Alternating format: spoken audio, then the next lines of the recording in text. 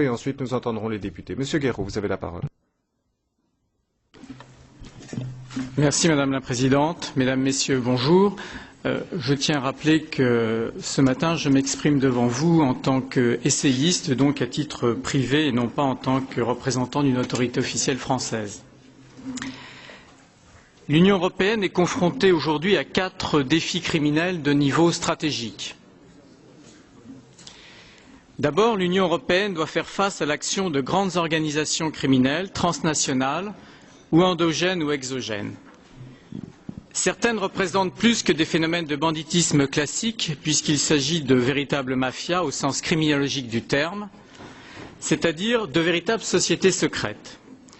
Ce banditisme et ces mafias présentent 4 particularités.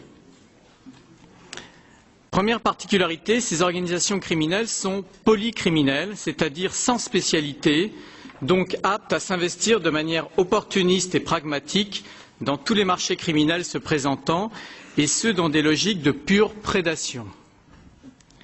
Dès qu'une occasion se présente, ces groupes criminels sophistiqués les investissent, qu'il s'agisse d'activités traditionnelles ou de crimes économiques et financiers innovants.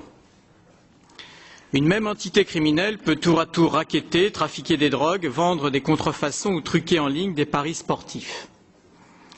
Les criminels n'ont pas de spécialité. Ils passent d'une activité criminelle à l'autre par calcul coût-bénéfice. Notre attention doit donc se porter moins sur un type d'activité criminelle que sur les professionnels du crime eux-mêmes menant des carrières au sein de groupes plus ou moins structurés. Deuxième particularité, ces grandes organisations sont souvent territorialisées. Elles ont une capacité à s'enraciner et à créer un environnement qui leur devient vite favorable. Elles se créent des biotopes criminels. Ces logiques territoriales sont décisives car elles expliquent la puissance de ces groupes. Cependant, ces territoires criminels ne sont pas figés mais en expansion. On sait comment, dans une poussée géopolitique caractéristique, les 4 mafias italiennes et les clans albanophones se sont répandus dans toute l'Europe en quelques décennies. Au final, des pans entiers du territoire européen sont profondément criminalisés et donc en voie d'effondrement, quand ce ne sont pas directement des structures étatiques. Combien d'États mafieux ou criminels l'Europe géographique abrite-t-elle? Cet effondrement territorial est mal connu, car silencieux. Troisième particularité, ces organisations sont particulièrement résilientes, c'est-à-dire d'une part adaptatives face aux changements sociaux et économiques, et d'autre part très résistantes à la répression. Les États parviennent souvent moins à les éradiquer qu'à les réguler. Enfin, quatrième particularité, ces organisations gèrent des flux financiers d'ampleur macroéconomique, pouvant influencer en profondeur la vie politique, économique et sociale. Elles ont un produit intérieur brut parfois supérieur à certains petits pays. Ces 4 particularités expliquent pourquoi ces grandes organisations criminelles sont de véritables puissances globales.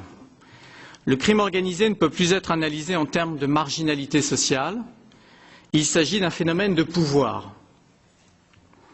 Ainsi, il y a une véritable géographie criminelle de l'Europe. Cette cartographie est largement insoupçonnée et souligne par exemple la présence d'un arc mafieux en Méditerranée du Nord, dont les principaux acteurs criminels sont les mafias italiennes, albanophones et turques, qui ont depuis longtemps débordé leur bastion naturel et ont su s'imposer plus au nord. À ce titre, il convient pour l'avenir proche d'observer l'évolution d'une zone grise aux portes de l'Europe, génératrice de grands désordres criminels, la vaste bande sahélienne. Deuxième défi ensuite, l'Union européenne doit faire face à des prédations financières d'ampleur macroéconomique. À ce titre, 3 remarques s'imposent. Première remarque, les marchés financiers dérégulés de manière aveugle sont des proies faciles pour les appétits criminels.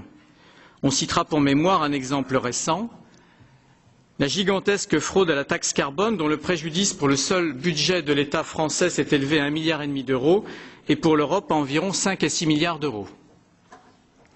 Deuxième remarque, la lutte contre le blanchiment de l'argent du crime organisé et de la corruption est un échec quasi complet.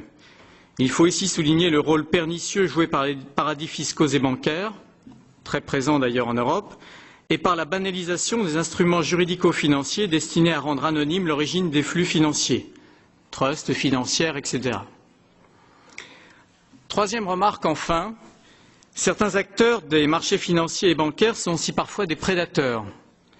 Les méga-escroqueries sur les marchés initiées par des criminels en col blanc se multiplient. Par ailleurs, la plupart des grandes crises financières des 30 dernières années sont le fruit de politiques de dérégulation qui furent criminogènes. La bulle immobilière américaine dite des subprimes comportait une dimension majeure de fraude dont l'essentiel fut initié là aussi par des banquiers et des financiers, d'ailleurs à ce jour impunis. Troisième défi, l'Union européenne est confrontée à un cyberespace en grande partie anomique. Ce cyberespace est un territoire très vulnérable aux entités criminelles, et ce en raison de ses particularités. Il est transnational, fluide, furtif et opaque. Toutes les grandes infractions qui se commettaient hier encore dans le monde réel se déplacent ainsi en tout ou partie dans cet espace virtuel, sans régulation crédible. Un exemple. L'économie du sport se financiarise à grande vitesse du fait du développement des paris sportifs en ligne.